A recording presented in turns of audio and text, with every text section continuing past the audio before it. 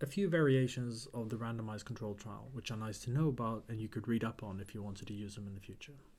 Pragmatic trials comes to mind, which are a scaled up version of the randomized controlled trial, which tries to resemble the way in which an intervention or a treatment program would be implemented in a real world context.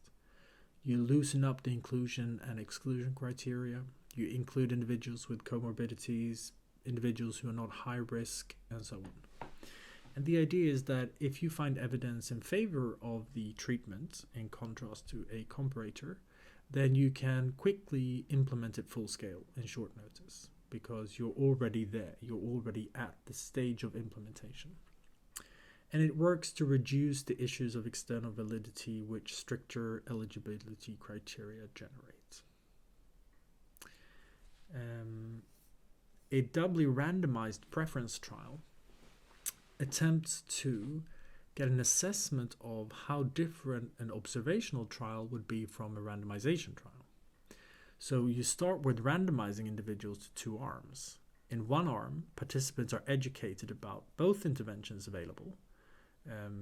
This could be, for instance, text messages or nicotine patches, and they get to choose which one they want.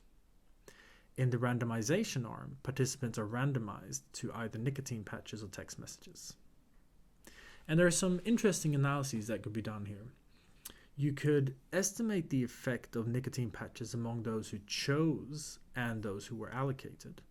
And because you randomize them, you remove the confounding there. If choosing is more effective, it may be because people are more compliant or adhere to their own preference. And it gives interesting answers to what would happen in a full-scale implementation and not only in a more closed randomized control trial, which is more controlled. There are others. You can look up factorial trials, which estimate effects of components of treatments, which is very useful.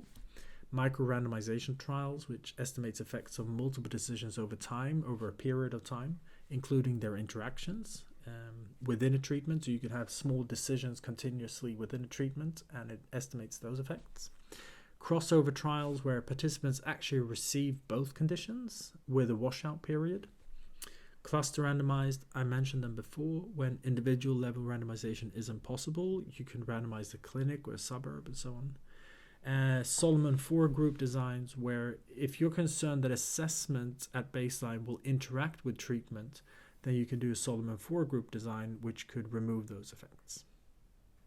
And there are others which you could read up on if you felt like.